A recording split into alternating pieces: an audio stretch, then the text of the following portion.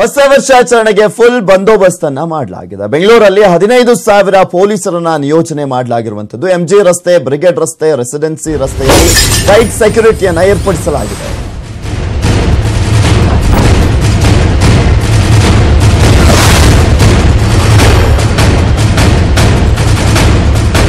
ಹೊಸ ವರ್ಷಾಚರಣೆ ಇರುವಂತ ಹಿನ್ನೆಲೆಯಲ್ಲಿ ಎಲ್ಲ ರೀತಿಯಲ್ಲೂ ಕೂಡ ಬೆಂಗಳೂರು ಸಿದ್ಧವಾಗಿದೆ.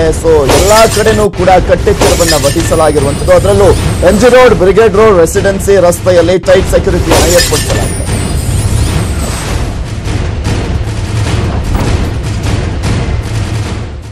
ಇದೇ ಕುರಿತಂತೆ ನಮ್ಮ ಪ್ರತಿನಿಧಿ ಪೊಲೀಸ್ ಕಮಿಷನರ್ ಸುನಿಲ್ ಕುಮಾರ್ ಅವರ ಜೊತೆ ಚಿಚ್ಚಾಟನ ನಡೆಸಿದ್ದಾರೆ. ನೋಡ್ಕೊಂಬರೋಣ.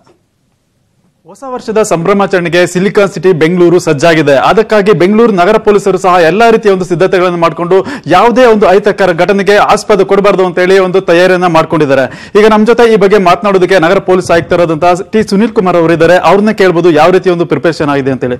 ಸರ್, ಇವತ್ತು ನ್ಯೂ ಇಯರ್ ಸೆಲೆಬ್ರೇಷನ್ ಇದೆ, ಮತ್ತೆ ಅದಕ್ಕಾಗಿ ಸಾಕಷ್ಟು ಪ್ರಿಪರೇಷನ್ ಮಾಡ್ಕೊಂಡಿದ್ದೀರಿ. ಯಾವ ರೀತಿ ಇದೆ ಸರ್?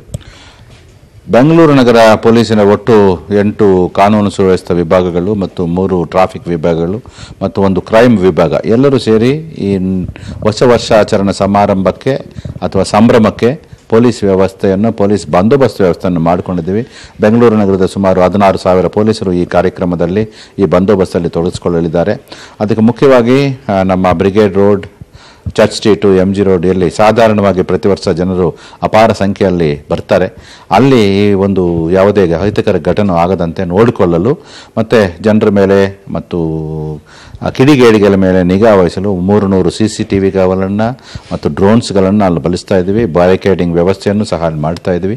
ನಮ್ಮ ವಿಶೇಷ CCBನವರು ಈ ಮಾದಕ ದ್ರವ್ಯಗಳ ಬಗ್ಗೆ, ರೇವ್ ಪಾರ್ಟಿಗಳ ಬಗ್ಗೆ ಒಂದು ವಿಶೇಷ ಗಮನವನ್ನು ಇಂದಿನ ರಾತ್ರಿ ಅದರ ಮೇಲೆ ನಿಗಾ ಇಡಲಿದ್ದಾರೆ. ಟ್ರಾಫಿಕ್ನವರು ರಾತ್ರಿ 8 ಗಂಟೆಯಿಂದಲೂ ಸಹ ಡ್ರಂಕ್ ಅಂಡ್ ಡ್ರೈವಿಂಗ್ ಬಗ್ಗೆ ಚೆಕಿಂಗ್ ಮಾಡುತ್ತಾ ಫ್ಲೈಓವರ್ಗಳ ಮೇಲೆ ಮತ್ತು ಬೇರೆ ಬೇರೆ ರಸ್ತೆಗಳಲ್ಲಿ ವಾಹನ ಚಾಲನೆಯನ್ನು ನಿರ್ಬಂಧಿಸ್ತಾ ಇದ್ದೀವಿ to avoid accidents, and we request the people to cooperate with us. ನಮ್ಮ ಜೊತೆಯಲ್ಲಿ ಕೈ ಜೋಡಿಸಿ ಈ ಸಂಭ್ರಮಾಚರಣೆ